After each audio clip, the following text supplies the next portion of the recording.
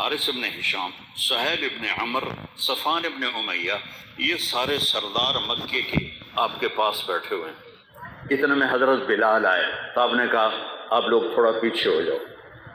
پھر حضرت سلمان آ گئے، آپ نے کہا آپ لوگ تھوڑا پیچھے ہو جاؤ۔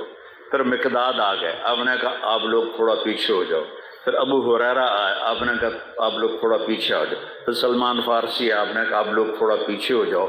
جیسے جیسے پرانے صحابہ آتے گئے ان کو ہٹاتے ہٹاتے جوتیوں تک پہنچا دیا، تو وہ غصے سے اٹھ کے باہر نکل گئے۔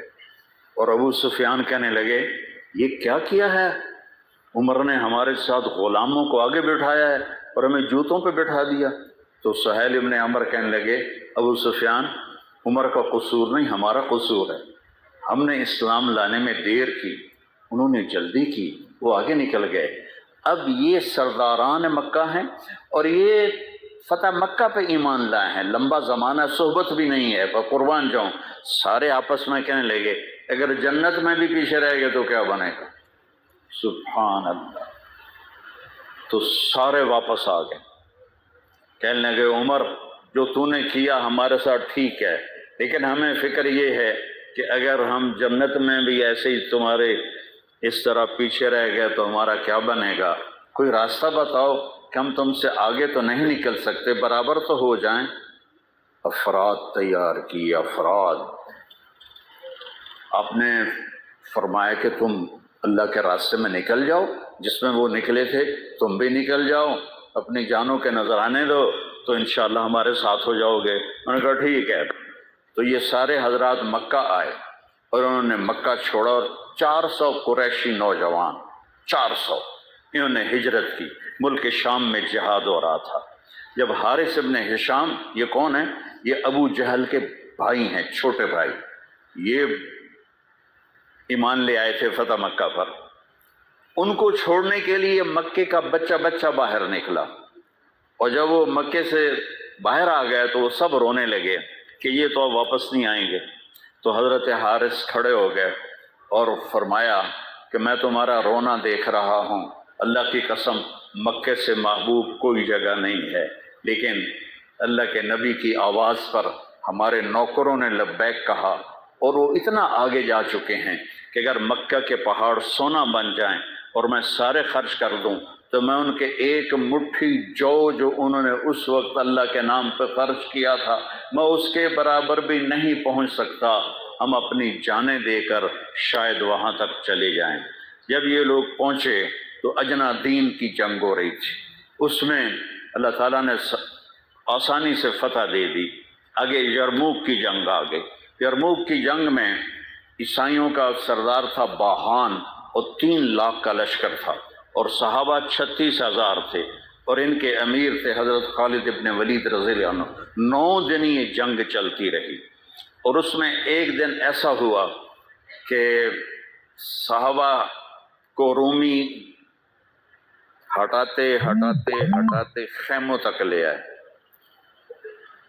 تو ایک دم حضرت اکرمہ بن ابی جہل رضی اللہ تعالیٰ عنہ اپنے سر سے لوہے کی ٹوپی اتار کے پھینک، اور اپنے تلوار کا جو وہ کور تھا اس کو توڑ دیا، اور کہا کون ہے میرے ہاتھ پر موت کی بیعت کرتا؟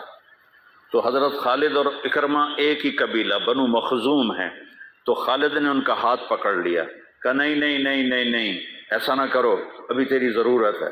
تو انہوں نے جھٹکا دے کر ہاتھ چھڑا کر الیک عنی، میں اس کا ادب والا ترجمہ ہی کروں گا کہ مجھ سے دور ہو جاؤ، لیکن انہوں نے بہت سخت لفظ استعمال کیا، بہت سخت لفظ استعمال، الیک عنی، ہٹ جا پرے۔ میں وہ ترجمہ نہیں کر رہا ہوں، مقام ادب کی وجہ سے بتا، پیچھے ہٹ جا۔ انی و ابی کان من اشد الناس عداوۃ لرسول وافر منکم اليوم، ساری زندگی میں اور میرا باپ اللہ کے نبی کی دشمنی میں گزار دی، اور آج جب اس داغ کو دھونے کا وقت آیا تو میں بھاگ جاؤں گا، میں نہیں ٹلوں گا۔ تو سب سے پہلے کس نے بیعت کی؟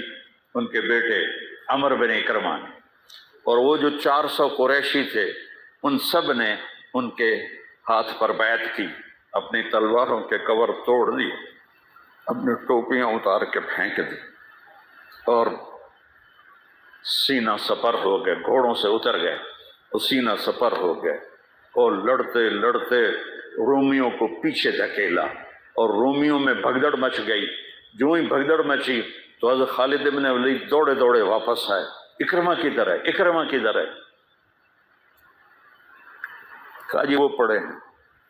دیکھا تو وہ آخری سانسوں میں تھے، اور ان کے بیٹے عمر وہ شہید ہو چکے تھے، دونوں باپ بیٹا قریب قریب تھے۔